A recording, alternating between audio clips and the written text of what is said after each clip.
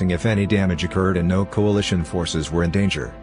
At the same time, an unnamed U.S. source also informed CNN that the strikes had come within 3 miles of American forces, which are currently engaged in operations with local partners against ISIS in the vicinity of Hijaz.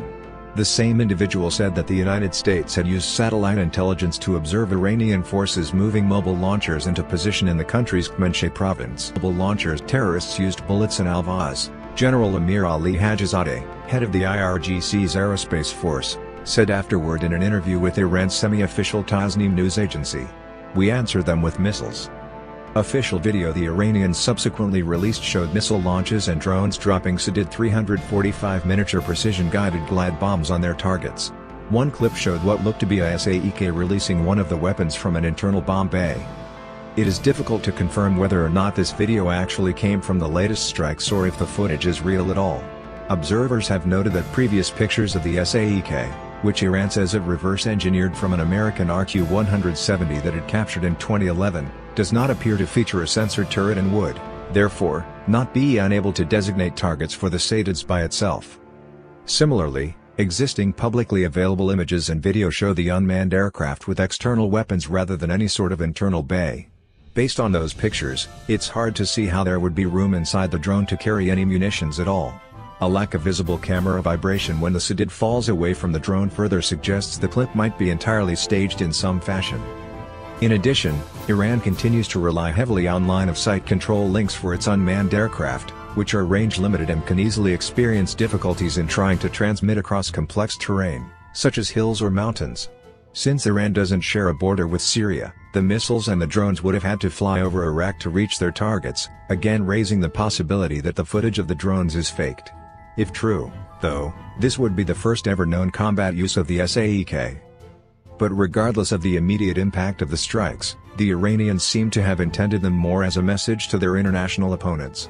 This also appeared to be the case after an unprecedented IRGC missile strike into Syria in 2017. In September 2018, Iran also fired a barrage of Fateh 110 short-range ballistic missiles at Iranian Kurdish separatists based in northern Iraq. This is the roaring of missiles belonging to the Revolutionary Guard of the Islamic Revolution, a reporter in one Iranian state television broadcast said as he covered the actual launch of the missiles. In a few minutes, the world of arrogance, especially America, the Zionist regime, and the Al Saud, will hear the sound of Iran's repeated blows. The Zionist regime is how Iranian authorities and state media refer to Israel. Al Saud refers to Saudi Arabia's ruling monarchy. After the Ahvaz attack, Iran was quick to blame outside actors, specifically naming the United States, Saudi Arabia, and the United Arab Emirates. One of the missiles carried the slogans "Death to America," "Death to Israel," "Death to Al Saud" and Farsi on its main body. It is absolutely clear to us who committed this crime. And whom they are linked to, Iranian President Hassan Rouhani had said afterward. The government is ready to counter any action by the US, and the Americans will regret this. In reality, it remains unclear who exactly was responsible for the death and destruction in Ahvaz. The Ahvaz National Resistance claimed to have carried out the attack on behalf of the Arab Struggle Movement for the Liberation of Ahvaz, ASMLA, a larger Arab separatist organization operating in self-imposed exile in the Netherlands. ISIS also took responsibility, releasing video of the attackers, but no clear evidence that they had pledged loyalty to the group beforehand. ASMLA subsequently released its own statement, saying it had nothing to do with the incident and that a splinter faction it had expelled in 2015 had committed the terrorist act in Iran. There is no clear evidence of the Ahvaz National Resistance and ISIS working together, either. A similar war of words had erupted after ISIS claimed responsibility for terrorist attacks in Iran's capital Tehran on June 7, 2017. This was the incident that led to the first missile barrage in Syria, as well, which came along with a promise to conduct more such operations in the future if necessary. However, that was before US President Donald Trump and his administration pulled out of the deal over Iran's controversial nuclear program in May 2018 and began to reimpose a raft of sanctions against the Iranian government and that country's economy, particularly in terms of oil sales.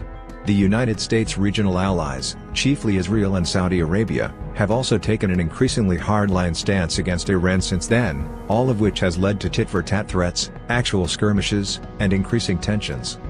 Of course, it's not the first time that American troops have been under threat from Iranian and Iranian-backed forces in Syria. But the center of gravity for those previous skirmishes has been first to the southwest near a town called Atanv. In 2017, U.S. Air Force combat jets shot down two much more proven Shahed 129 drones near this strategic location, one of which appeared to try and drop a Sadid munition near U.S. forces. By contrast, the latest missile strikes near Hijin are much deeper in areas under the control of the US-led coalition and very publicly came from Iran directly. Whether or not the goal was specifically to make a threat to American personnel, the operation has made it clear that Iranian forces have the capability to strike in that part of Syria if necessary and are willing to do so to protect Iran's interests. The employment of the SAEK, which has dubious stealth qualities at best, still seems intended to further reinforce this point.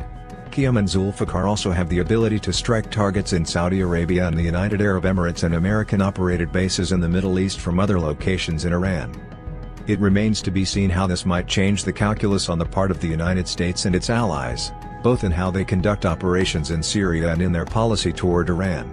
Just recently, it emerged that the U.S. military would be withdrawing U.S. Army Patriot surface-to-air missile batteries from Bahrain, Jordan, and Kuwait, which have the capability to engage short-range ballistic missiles in their terminal phase of flight, in order to reallocate those resources elsewhere in the world. Separately, Trump has reportedly been interested in the past in extricating American forces from Syria and turning the fight over to a regional power, such as Saudi Arabia, but has since backed away from the plan. Now, the United States seems intent on remaining in Syria specifically to block the expansion of Iranian influence. The U.S. government is still supportive of the idea of building a new, formal regional political and military alliance to confront Iran, as well.